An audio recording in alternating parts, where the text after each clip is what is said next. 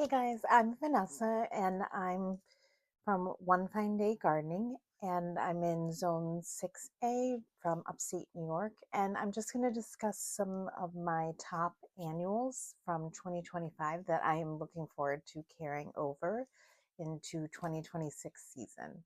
So I'm going to start off my first one that I really enjoyed. It was beautiful is Rock and Play in the Blue Salvia.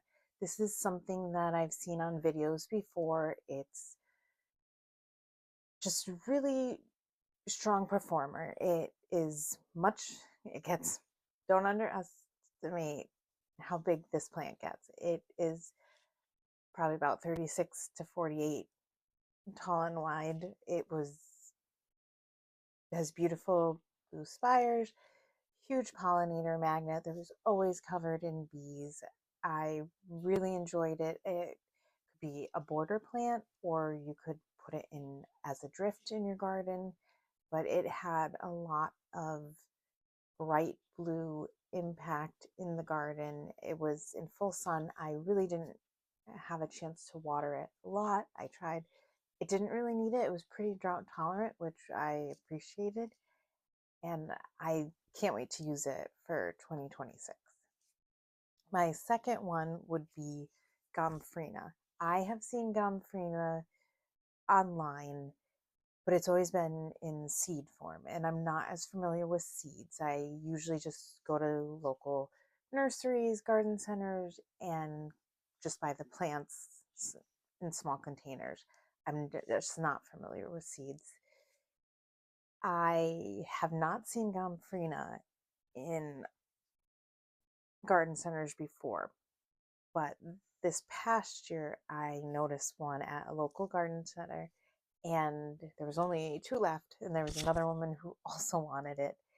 So we split it and the employee there said that they went super quick. So when I got in the car, I called two local nurseries and landscape company asking, do you have Gomphrena? They knew exactly what I was asking for right away. And one was a little low on it, and the other one still had a good amount left.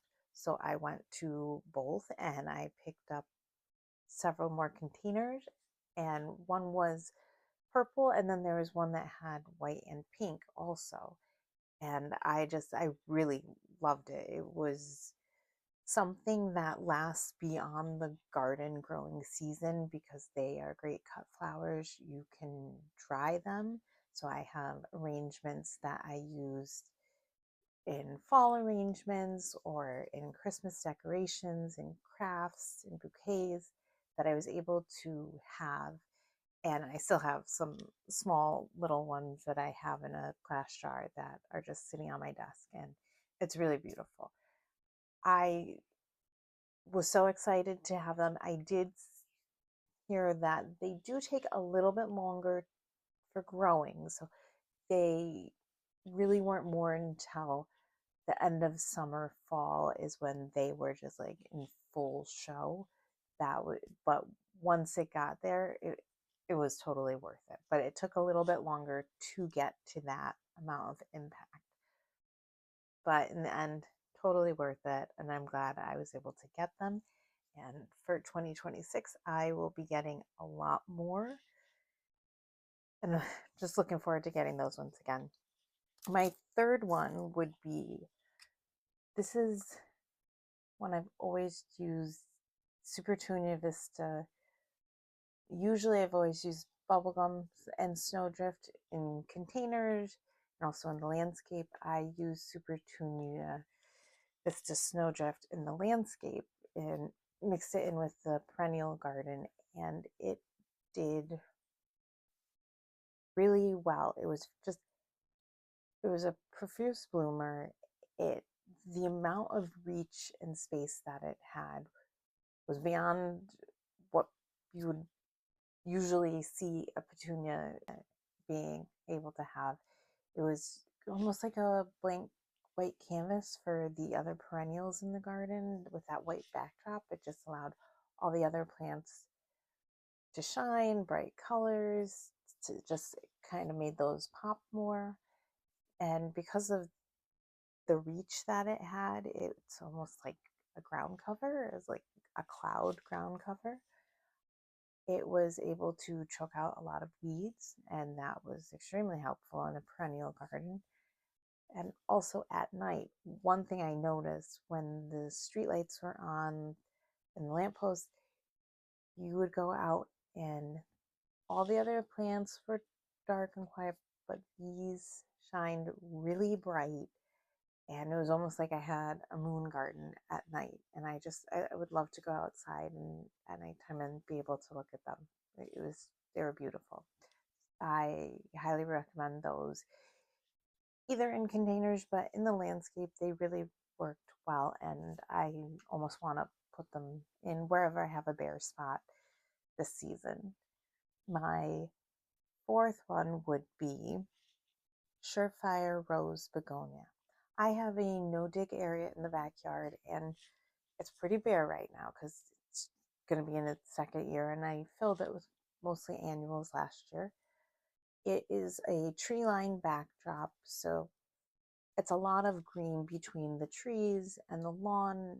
I wanted a plant that would stand out a little more. The Surefire Rose Begonia, the colors just really stood out. They were bright. I could see them.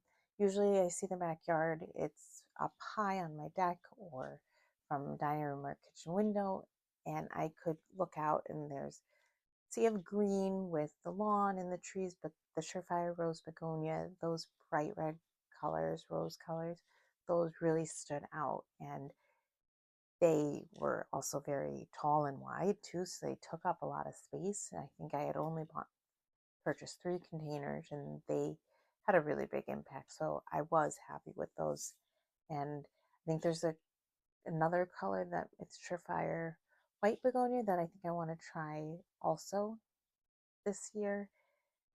But those were really good. And my last one would be Aromance Pink Nemesia. I have never really noticed this one before. This was new to me. And I put it in a mixed container, and it has such a strong fragrance. Just, it's beautiful. You just walk by it, you're not realizing it, and then all of a sudden you get this just like beautiful with smell, and it's just intoxicating. It's beautiful. And it was mixed in with just some other annuals, and it bloomed, has these small little blooms, but it blooms pretty much the entire summer. It lasted, and that fragrance lasted the entire summer. So I was really enjoyed that, and I definitely am going to pop them into more containers going forward this season and subsequent seasons. So those would be my top 5 annuals for 2026, and I would love to hear in the comments below what your favorite annuals are because that's how I learned about these. Thank you. Bye.